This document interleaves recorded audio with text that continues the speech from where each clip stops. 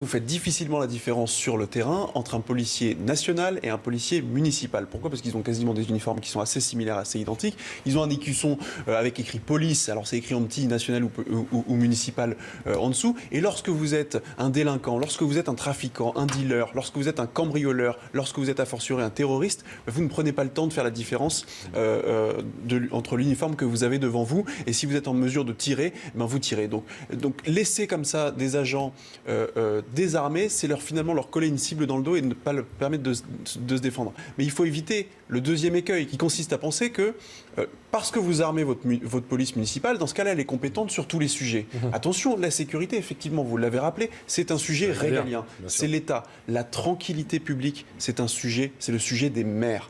Or, aujourd'hui, assurer la tranquillité publique, c'est lutter contre toutes les incivilités, toute cette délinquance du quotidien de basse intensité qui est très présente notamment à Paris et qui pourrit la vie des Parisiens et sur laquelle aujourd'hui la police nationale ne peut pas se déployer parce qu'elle a beaucoup à faire. Aujourd'hui à Paris, il y a des agents de sécurité placés sous l'autorité de la maire de Paris. Dans les textes, ils sont compétents en matière de lutte contre les incivilités, d'ores et déjà.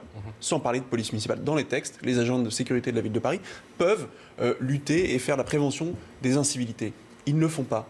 Ils ne le font pas parce que la ville de Paris, qui a autorité directe sur ces agents-là, c'est plus de l'affichage, a fait le choix. A fait le choix de concentrer ses forces de sécurité-là, non pas sur des missions de lutte contre les incivilités et la petite délinquance, comme devrait l'être une force de sécurité ou une police municipale, mais sur des missions de verbalisation des stationnements gênants et des terrasses et des étals des commerces et de cafés. Pourquoi? Parce que ça rapporte de l'argent à la ville de Paris et aux finances et aux caisses de la ville de Paris. Si demain, Madame Hidalgo cette police municipale-là sous son autorité et qu'elle continue à lui assigner des missions de verbalisation de véhicules et de terrasses, dans ce cas-là, n'appelons pas ça police municipale, mais simplement agent verbalisateur. Donc c'est pas l'outil en lui-même, mais c'est comment est-ce que vous maniez l'outil. Et moi, je crains que Madame Hidalgo se refuse à manier l'outil comme il devrait l'être.